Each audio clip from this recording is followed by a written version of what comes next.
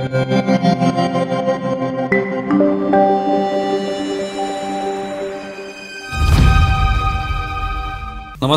News डंकामध्ये मी महेश विचारे आपल्या सगळ्यांचं मनपूर्वक स्वागत करतो. मित्रांनो, इस्रायल आणि अमेरिकेने केलेल्या हल्ल्यात इराणचे राष्ट्रप्रमुख खामेनी यांचा मृत्यू झाल्यानंतर जगभरात त्याचे विविध प्रकारे पडसाद उमटले.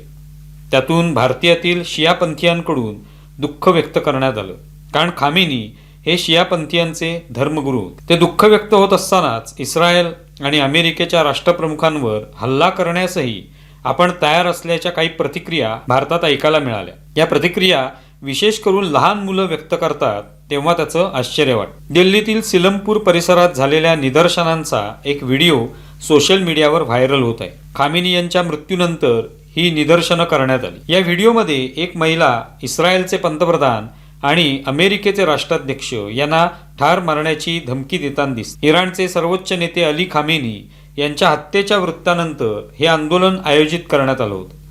व्हिडिओमध्ये संबंधित महिला एका पत्रकाराशी बोलताना मला कुणाची भीती नाही असे म्हणत असल्याचं ऐकू येतं. पंतप्रधान नरेंद्र मोदी यांनी परवानगी दिल्यास आपण इराणमध्ये जाऊन अमेरिकेचे राष्ट्राध्यक्ष डोनाल्ड ट्रम्प आणि इस्रायलचे पंतप्रधान बेंजामिन नेतान्याहू यांच्या विरोधात लढू असा दावा ती करताना दिसते. हा व्हिडिओ पहिल्यांदा आपण पाहू. बिल्कुल जाऊंगी मैं, बिल्कुल मुझे एक बार मोदी जी कहते कि यहाँ से चले जाओ, मैं आपको इजाजत दे रहा हूँ, और मुझे ईरान बुला रहे, मैं यहाँ से ट्रम्प को नेतन्याहू को मारने के लिए जरूर जाऊंगी.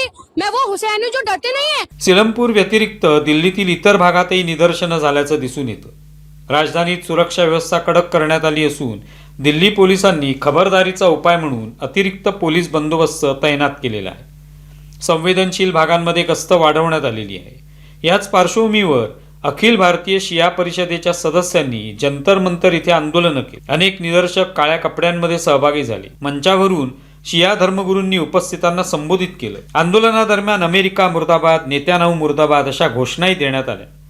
खामेनी यांच्या मृत्यूनंतर भारतातील विविध भागात अशी आंदोलनं होताना पाहायला मिळत आहेत. शियापंथीयांचे धर्मगुरू मारले गेल्यामुळे व्यथित झालेले भारतातील शियापंथीय किंवा इराणमधून आलेले काही लोक हे दुःख व्यक्त करत आहेत. अशाच प्रकारचा एक व्हिडिओ लहान मुलांचाही समोर येतो. त्यात एक स्थानिक पत्रकार त्या घटनेबद्दल विचारते तेव्हा ती मुलं म्हणतात की ते अमेरिकेचे राष्ट्राध्यक्ष, इस्रायलचे राष्ट्राध्यक्ष नेतन्याहू यांच्यावर हल्ला करू शकतील. त्यांना खामेनींच्या हत्येचेही दुःख झाल्याचं दिसतं. या मुलांपर्यंत ही भावना कशी काय पोचते हा आश्चर्य वाटण्यासारखा मुद्दा आहे आणि तो भयंकर सुद्धा आहे. तो व्हिडिओ सुद्धा आपण पाहू. इजराइल को मारना चाहिए, उन्होंने हमारे खामनेई साहब को मारा है. वहाँ पे भी आप जैसे मासूम बच्चे मारे जाएंगे फिर क्या? अगर मैम हम बड़े होते ना, हम अभी इजराइल में जाके उससे सीने में चक्कू मार देते, चाहे कुछ भी हो जाता. 20 साल की जेल काटनी पड़ती ना, जेल काट लेते, पर इजराइल को मारते. और अपने देश में ऐसी कोई घटना घट जाए, इस पे क्या कहना चाहेंगे? मैम अगर अपने देश में घटना तो घटी हुई है. एक ये मोदी, वो भी वहाँ जा जाके इजराइल के साथ दे रहा था पिछली बार भी, और अब भी इजराइल के साथ आया था तो बम देकर आया.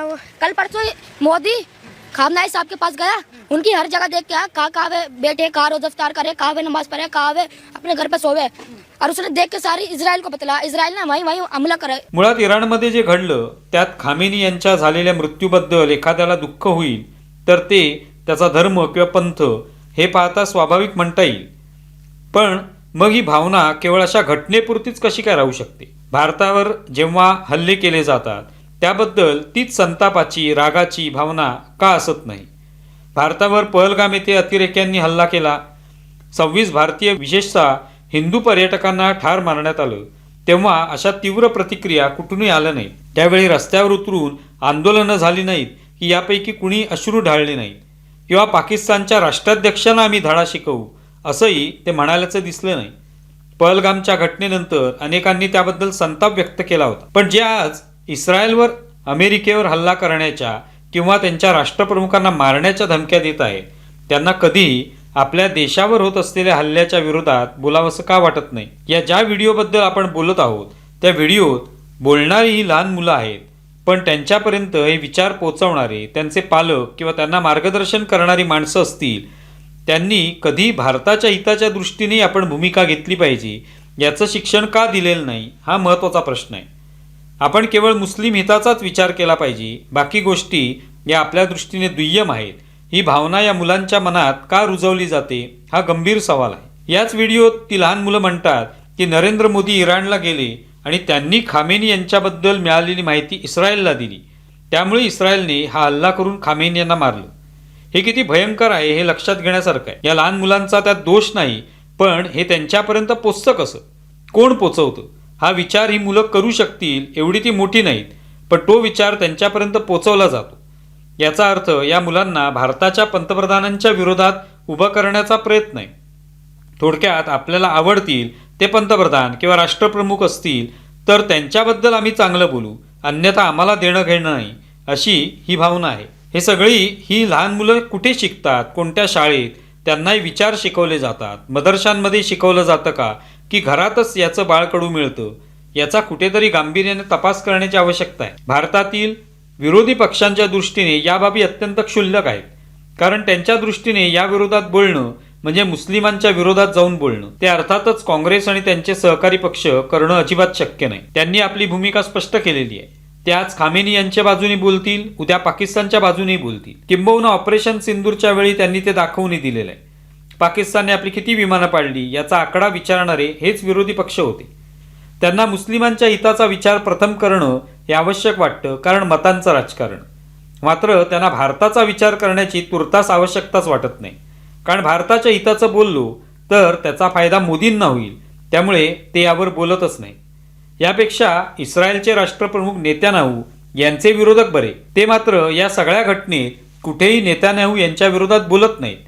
इस्रायलचे विरोधी पक्षनेते लॅपिड यांनी राजदीप सरदेसाई यांना मुलाखत देताना सांगितलं की भलेही आम्ही नेत्यानाहू यांच्यावर विरोधक म्हणून टीका करत असू, त्यांचे कट्टर विरोधक असू, पण सध्या आम्ही देशाच्या पाठीशी ठामपणे उभे आहोत. त्याबाबत कोणतीही तडजोड करण्यास ते तयार नाहीत, कारण शेवटी त्यांना देशहित हे सर्वोच्च आहे. राष्ट्रहित प्रथम हा त्यांचाही मंत्र आहे. तेच दुर्दैवाने भारतात पाहायला मिळत नाही. तो व्हिडिओ सुद्धा आपण पाहू. I had a lot of criticism on the Prime Minister on Gaza and the way it was conducted. I have a lot of criticism about him on a bunch of issues. I think I've earned the title his most bitter political rival, but on this he's totally right. President Trump and Prime Minister Netanyahu are totally right. We were forced into this, but this is a war we should have been engaged in, and this is a war we must win, and the people of Israel stand united behind the government and our security forces. पुन्हा एकदा त्या मुलांच्या व्हिडिओचा विचार केला तर ही मुलं भारतातील विरोधकांच्या विचारांचं प्रतिनिधित्व करतात. आम्हाला देशाशी, मोदींशी काही देणं घेणं नाही. आमच्या दृष्टीने इराणचे राष्ट्रप्रमुख हे प्रथम आहेत.